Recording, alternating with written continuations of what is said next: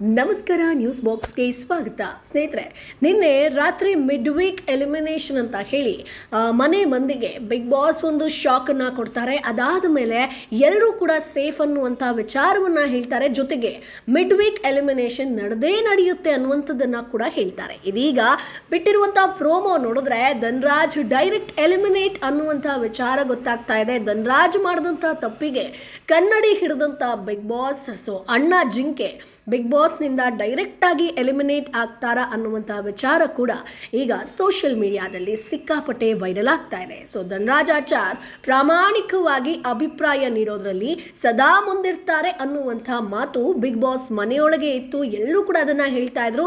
ಅಂಥ ಪ್ರಾಮಾಣಿಕ ಧನ್ರಾಜ್ ಈಗ ಕಿರಿಕ್ ಕೀ ಟಾಸ್ಕ್ನಲ್ಲಿ ಮೋಸ ಮಾಡಿ ಗೆದ್ದಿರುವಂಥದ್ದು. ಈ ಮೂಲಕ ಮಿಡ್ ವೀಕ್ ಎಲಿಮಿನೇಷನಿಂದ ಬಚಾವ್ ಕೂಡ ಆಗ್ತಾರೆ. ಹಾಗಾದರೆ ಮೋಸವನ್ನು ಬಿಗ್ ಬಾಸ್ ಗಮನಿಸಿಲ್ವಾ? ಧನ್ರಾಜ್ಗೆ ಶಿಕ್ಷೆ ಇಲ್ಲವಾ ಅನ್ನುವಂಥ ಪ್ರಶ್ನೆ ಸಾಕಷ್ಟು ಜನ ಮಾಡಿದ್ರು.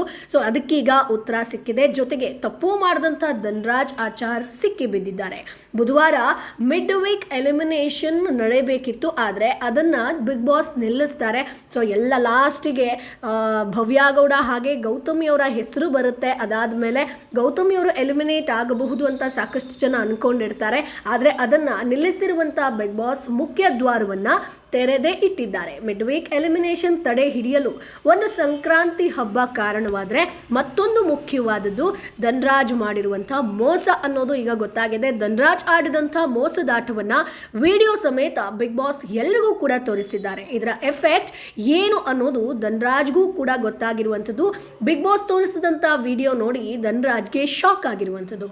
ಕನ್ನಡಿ ನೋಡಿಕೊಂಡು ಆಟ ಆಡಿ ಎಲ್ಲರನ್ನ ಮೋಸ ಮಾಡಿ ಧನ್ರಾಜ್ ಅವರ ಒಂದು ಅಸಲಿಯತ್ತಿಗೆ ಈಗ ಬಿಗ್ ಬಾಸ್ ಕನ್ನಡಿ ಹಿಡಿದಿದ್ದಾರೆ. ಸೊ ಇವತ್ತು ನಿನ್ನೆ ಸಂಚಿಕೆ ಮುಗಿದ ಬಳಿಕ ಒಂದು ಪ್ರೋಮೋವೊಂದನ್ನು ಪ್ರಸಾರ ಮಾಡಲಾಗಿದೆ. ಇವತ್ತು ಅದರಲ್ಲಿ ಧನ್ರಾಜ್ ಟಾಸ್ಕ್ ಆಡುವಾಗ ಮಾಡಿರುವಂಥ ಮೋಸವನ್ನು ಎಲ್ರಿಗೂ ಕೂಡ ತೋರಿಸಿದ್ದಾರೆ. ಅದಕ್ಕೆ ಧನ್ರಾಜ್ ಪ್ರತಿಕ್ರಿಯೆ ಕೂಡ ಕೊಟ್ಟಿದ್ದಾರೆ.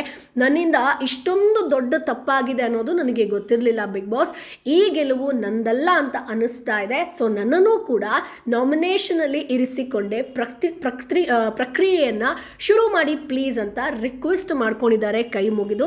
ಸೊ ಪ್ರೋಮೋದ ಎಂಡ್ನಲ್ಲಿ ಮುಖ್ಯ ದ್ವಾರದ ಮೂಲಕ ಹೊರ ಹೋಗ್ತಿರುವವರು ಅಂತ ಬಿಗ್ ಬಾಸ್ ಎಂಡ್ ಮಾಡಿದ್ದಾರೆ. ಅಲ್ಲಿಗೆ ಆ ಪ್ರೋಮೋ ಎಂಡ್ ಆಗಿರುವಂಥದ್ದು. ಸೊ ಇವತ್ತು ಬಿಗ್ ಬಾಸ್ನಿಂದ ಯಾರು ಎಲಿಮಿನೇಟ್ ಆಗ್ತಾರೆ ಅನ್ನೋದು ಕಾದು ನೋಡಬೇಕು. ಸೊ ಧನ್ರಾಜ್ ಮೋಸ ಮಾಡಿ ಟಾಸ್ಕ್ನಲ್ಲಿ ವಿನ್ ಆಗಿದ್ದು, ಜೊತೆಗೆ ಮಿಡ್ ವೀಕ್ ಎಲಿಮಿನೇಷನಿಂದ ಬಚಾವ್ ಆಗಿದ್ದು ಸಾಕಷ್ಟು ಚರ್ಚೆಯಾಗಿತ್ತು.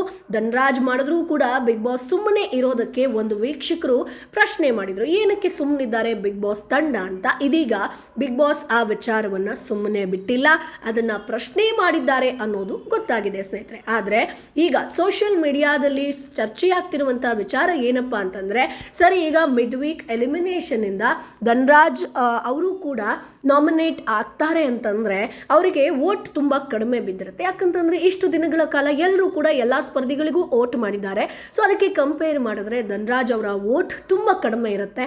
ಜೊತೆಗೆ ಮೋಸದ ಆಟವನ್ನು ಕೂಡ ಆಡಿದ್ದಾರೆ. ಅದು ಕೂಡ ಮಿಡ್ ವೀಕ್ ಎಲಿಮಿನೇಷನಿಂದ ಪಾರಾಗುವಂಥದ್ದು ಮಾರಿ ಹಬ್ಬ ಅಂತಂದರೆ ಎಲ್ಲರೂ ಕೂಡ ಸೀರಿಯಸ್ ಆಗಿ ಆಟವನ್ನು ಆಡಬೇಕಿತ್ತು. ಸೊ ಇಲ್ಲಿ ಮೋಸ ಮಾಡಿರೋ ಕಾರಣ ಧನ್ರಾಜ್ ಅವರು ಇವತ್ತು ಬಿಗ್ ಬಾಸ್ ಮನೆಯಿಂದ ನೇರವಾಗಿ ಎಲಿಮಿನೇಟ್ ಆಗ್ತಾರೆ ಅನ್ನುವಂಥ ವಿಚಾರ ಕೂಡ ಸೋಷಿಯಲ್ ಮೀಡಿಯಾದಲ್ಲಿ ಸಿಕ್ಕಾಪಟ್ಟೆ ಚರ್ಚೆಯಾಗ್ತಾ ಇದೆ. ಸೊ ಮೋಸದ ಆಟವನ್ನು ಆಡಿ ಡೈರೆಕ್ಟ್ ಧನ್ರಾಜ್ ಅವರು ಎಲಿಮಿನೇಟ್ ಆಗಿದ್ದಾರೆ ಅನ್ನುವಂಥದ್ದು. ಸೊ ಒಟ್ಟಾರೆಯಾಗಿ ನಿನ್ನೆಯಿಂದಲೂ ಕೂಡ ಚರ್ಚೆಯಾಗ್ತಿದ್ದಂಥ ವಿಚಾರ ಧನ್ರಾಜ್ ಅವರು ಗೆದ್ದಿರುವಂಥದ್ದು ತಪ್ಪು. ಸೊ ಅವ್ರು ಮೋಸದ ಆಟವನ್ನು ಆಡಿದ್ದಾರೆ, ಆದರೂ ಕೂಡ ಅವರನ್ನು ಸೇಫ್ ಮಾಡಿರೋದು ಎಷ್ಟು ತಪ್ಪು ಅಂತ, ಎಷ್ಟು ಸರಿ ಅನ್ನುವಂಥದ್ದು ವೀಕ್ಷಕರ ಒಂದು ಪ್ರಶ್ನೆಯಾಗಿತ್ತು. ಅದಕ್ಕೀಗ ಉತ್ತರ ಸಿಕ್ಕಿದೆ. ಈ ಪ್ರೋಮೋದಲ್ಲಿ ಗೊತ್ತಾಗತ್ತೆ ಸೊ ಇವರು ಕೂಡ ನಾಮಿನೇಟ್ ಆಗ್ತಾರೆ ಅಂತ. ಸೊ ನಾಮಿನೇಟ್ ಕೇವಲ ಆಗಿದ್ದ ಅಥವಾ ಡೈರೆಕ್ಟ್ ಎಲಿಮಿನೇಟ್ ಆಗಿದ್ದಾರಾ ಅನ್ನೋದು ಕಾದು ನೋಡಬೇಕು. ಸೊ ನಿನ್ನೆ ಗೌತಮಿ ಹಾಗೆ ಭವ್ಯ ಅವರು ಸೇಫ್ ಆದರೂ ಕೂಡ ಒಂದಷ್ಟು ಚರ್ಚೆಯಾಗಿತ್ತು.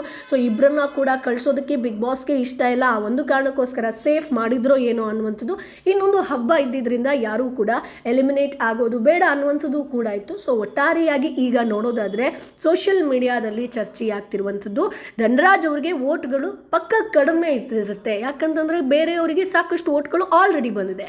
ಈಗ ನಾಮಿನೇಷನ್ ಪ್ರಕ್ರಿಯೆ ಅಂತಂದರೆ ಧನರಾಜ್ ಅವರಿಗೆ ಯಾವುದೇ ವೋಟ್ಗಳು ಇರೋದಿಲ್ಲ. ಸೊ ಹಾಗಾಗಿ ಧನರಾಜ್ ಅವರು ಎಲಿಮಿನೇಟ್ ಆಗುವಂಥ ಸಾಧ್ಯತೆ ಹೆಚ್ಚಿದೆ ಅಂತ ಹೇಳಲಾಗ್ತಾ ಇದೆ. ಸೊ ನಿಮ್ಗೆ ಏನು ಅನ್ಸುತ್ತೆ ಸ್ನೇಹಿತರೆ, ಇವತ್ತು ಧನರಾಜ್ ಅವರೇ ನೇರವಾಗಿ ಎಲಿಮಿನೇಟ್ ಆಗ್ತಾರಾ ಅಥವಾ ಧನರಾಜ್ ಅವರಿಗೆ ಕಳಪೆ ಕೊಟ್ಟು ಜೈಲಿಗೆ ಕೂರಿಸ್ತಾರಾ, ಏನು ಎತ್ತ ಪನಿಷ್ಮೆಂಟ್ ಇದ್ದೇ ಇರುತ್ತೆ.